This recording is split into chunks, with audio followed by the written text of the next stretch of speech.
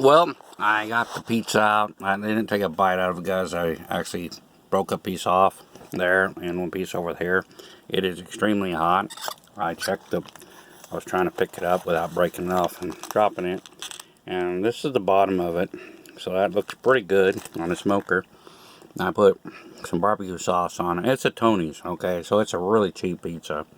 And then I got a little bit of banana pepper, a couple tomatoes, and I didn't have anything else. You know, when you live out in the woods and it's not time to go hunting yet, so you have to make do what you got. So you make a veggie pizza. Didn't have anything else grow in the garden. It all kind of died. Horribly painful death. You know, the weeds got to everything. I had surgery, but this is the pizza that I made. So you can make your better pizza on a smoker. I just threw what the ingredients I had in the garden the tomatoes came out of the garden, and they're little cherry tomatoes. And then cheese, I had a little bit of cheese left. Then tomorrow is actually the end of the month, so I hope, otherwise, yes, tomorrow's the end of the month, so that means I'll get actually a paycheck.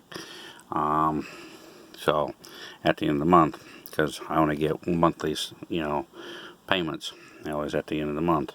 But it ain't very big, so I got to make do what I got. So I got a paper plate, and I got a piece of junk hardware that I got from, I think, Dollar General or something like that.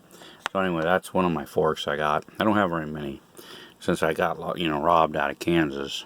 But I did get a 30-06. That's the best investment. Now I can actually have some decent food, healthy food. But it's not really super good. But anyway, I'm going to be smoking them peppers. So that's my next. I'll show you. I already threw them in the grill, in the smoker. So I will let you know. I'll talk to you later about the pizza.